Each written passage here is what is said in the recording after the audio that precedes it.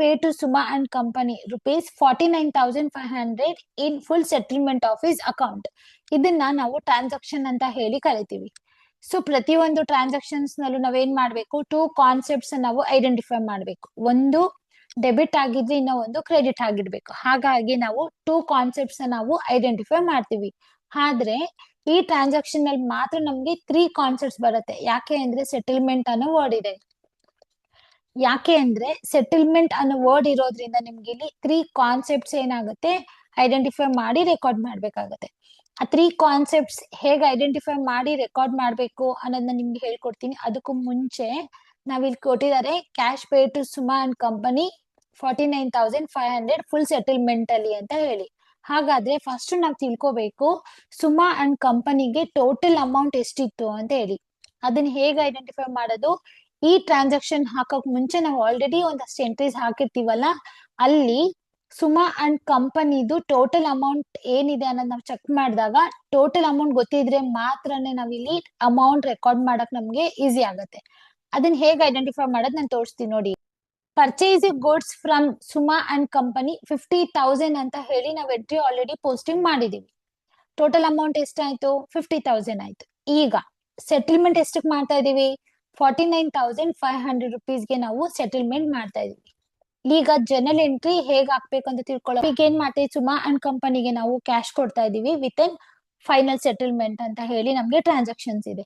ಇದ್ರ related rules ನೋಡೋಣ ಈಗ. ಸೊ ನಾವಿಲ್ಲಿ 3 ಕಾನ್ಸೆಪ್ಟ್ಸ್ ನಾವಿಲ್ಲಿ ಐಡೆಂಟಿಫೈ ಮಾಡ್ಬೇಕಾಗತ್ತೆ. ಫಸ್ಟ್ ಕಾನ್ಸೆಪ್ಟ್ ಏನಾಗಿತ್ತು, ಸುಮಾ ಅಂಡ್ ಕಂಪನಿ ಆಗಿರತ್ತೆ. ನೆಕ್ಸ್ಟ್ ಬಂದು ಕ್ಯಾಶ್ ಆಗಿರತ್ತೆ, ಡಿಸ್ಕೌಂಟ್ ರಿಸೀವ್ಡ್ ಆಗಿರತ್ತೆ. ಸೊ ಇದ್ರ ರಿಲೇಟೆಡ್ ರೂಲ್ಸ್ ಏನು ಅಂತ ಹೇಳಿ ನಿಮ್ಗೆ ನೋಡೋಣ. ಎಂಡ್ ಅಲ್ಲಿ 3 ಕಾನ್ಸೆಪ್ಟ್ಸ್ ನ ಐಡೆಂಟಿಫೈ ಮಾಡಕ್ಕೆ ಒಂದು ಸ್ಮಾಲ್ ಟ್ರಿಕ್ಸ್ ಇರತ್ತೆ. ಅದು ನಿಮ್ಗೆ ತುಂಬಾ ಈಸಿ ಫೀಲ್ ಆಗುತ್ತೆ ನಿಮ್ಗೆ ಈ ತರ ಎಂಟ್ರೀಸ್ ನ ಐಡೆಂಟಿಫೈ ಮಾಡಿ ರೆಕಾರ್ಡ್ ಮಾಡಕ್ಕೆ.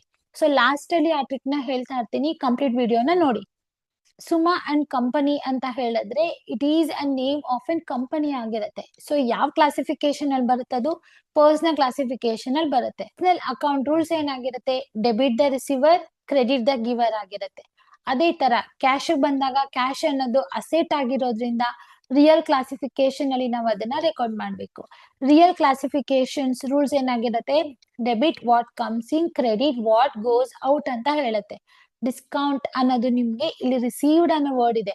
ಡಿಸ್ಕೌಂಟ್ ರಿಸೀವ್ಡ್ ಅಂದ್ರೆ ಏನಾಯ್ತು, ನಮ್ಗೆ ಇನ್ಕಮ್ ಆಗಿರತ್ತೆ.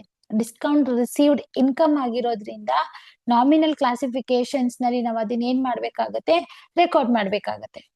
ಸೊ ಅದ್ರ ರೂಲ್ಸ್ ಏನಾಗಿರುತ್ತೆ, debit all expenses and losses, credit all income and gain ಅಂತ ಹೇಳತ್ತೆ. ಈಗ ಯಾವ್ದನ್ ಡೆಬಿಟ್ ಮಾಡ್ಬೇಕು ಯಾವ್ದನ್ ಕ್ರೆಡಿಟ್ ಮಾಡ್ಬೇಕು ಅನ್ನೋದನ್ನ ನಿಮ್ಗೆ ಈಗ ಹೇಳ್ಕೊಡ್ತಾ ಇದ್ದೀನಿ.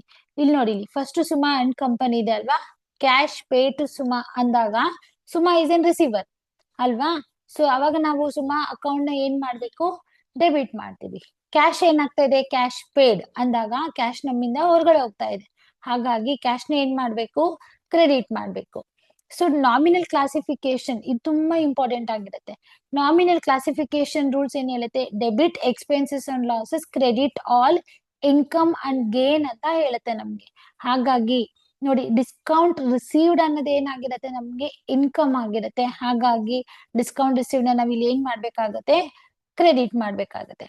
ಸೊ ಇದಕ್ಕೆ ಜನರಲ್ ಎಂಟ್ರಿ ಹೇಗ್ ಬರುತ್ತೆ ಅನ್ನೋದು ನೋಡಿ. Suma and company account data to cash account to discount received account. Amount part ನೋಡ್ಕೊಳ್ಳಿ. ಸೊ ನಾವ್ ಎಷ್ಟು ಪೇ ಮಾಡಿದೀವಿ ಸುಮಾಗೆ, 49,500 ನ ಪೇ ಮಾಡಿದ್ವಿ. ಕ್ಯಾಶ್ ಫಾರ್ಮ್ ಅಲ್ಲಿ 49,500 ಪೇ ಮಾಡಿದೀವಿ. ಟೋಟಲ್ ಅಮೌಂಟ್ ಎಷ್ಟು ಕೊಡ್ಬೇಕಾಗಿತ್ತು ನಾವು ಅವ್ರಿಗೆ, 50,000 ಪೇ ಮಾಡ್ಬೇಕಾಗಿತ್ತು. ಸೊ ಡಿಸ್ಕೌಂಟ್ ಎಷ್ಟು ರಿಸೀವ್ ಮಾಡಿದ್ವಿ, 500 ರುಪೀಸ್ ರಿಸೀವ್ ಮಾಡಿದ್ವಿ. ನಾನ್ ನಿಮ್ಗೆ ಹೇಳ್ತಾ ಇದ್ದೆ ಸ್ಮಾಲ್ ಟ್ರಿಕ್ಸ್ ನ ಹೇಳ್ಕೊಡ್ತೀನಿ ಅಂತೇಳಿ, ಹೀಗ್ ಹೇಳ್ತಾ ಇದೀನಿ ಕೇಳಿಸ್ಕೊಳ್ಳಿ.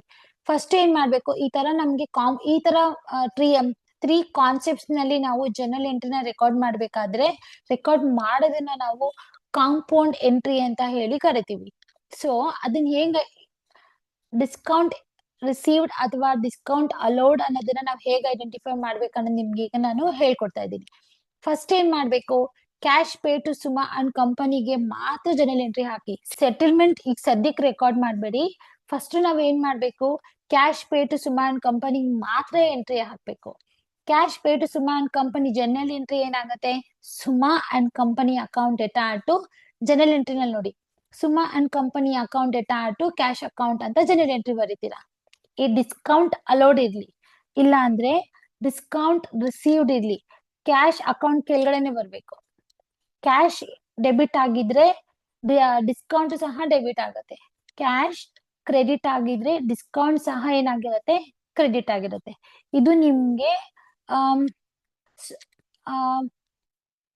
ಐಡೆಂಟಿಫೈ ಮಾಡಕ್ ನಿಮ್ಗೆ ಕಷ್ಟ ಆಗತ್ತೆ, ಡಿಸ್ಕೌಂಟ್ ಡೆಬಿಟ್ ಆಗ್ಬೇಕಾ ಕ್ರೆಡಿಟ್ ಆಗ್ಬೇಕಾ ಅಂತೇಳಿ. ಸೊ ಅದಕ್ಕೆ ನಾನು ನಿಮ್ಗೆ ಹೇಳ್ತಾ ಇದೀನಿ, ಕ್ಯಾಶ್ ಡೆಬಿಟ್ ಆಗಿದ್ರೆ ಡಿಸ್ಕೌಂಟ್ ಡೆಬಿಟ್ ಮಾಡಿ, ಕ್ಯಾಶ್ ಕ್ರೆಡಿಟ್ ಆಗಿದ್ರೆ ಡಿಸ್ಕೌಂಟ್ ಸಹ ನೀವ್ ಏನ್ ಮಾಡ್ಬೇಕಾಗತ್ತೆ, ಕ್ರೆಡಿಟ್ ಮಾಡ್ಬೇಕಾಗತ್ತೆ. ಹಾಗಾಗಿ ಈ ಟ್ರಾನ್ಸಾಕ್ಷನ್ಸ್ ಅರ್ಥ ಆಗಿದೆ ಅನ್ಕೊಂತೀನಿ. ಇದ್ರ ರಿಲೇಟೆಡ್ ಏನಾದ್ರೂ ಡೌಟ್ಸ್ ಇತ್ತು ಅಂತ ಹೇಳಿದ್ರೆ ಕಮೆಂಟ್ ಬಾಕ್ಸ್ ಅಲ್ಲಿ ಕೇಳಿ. Thank you.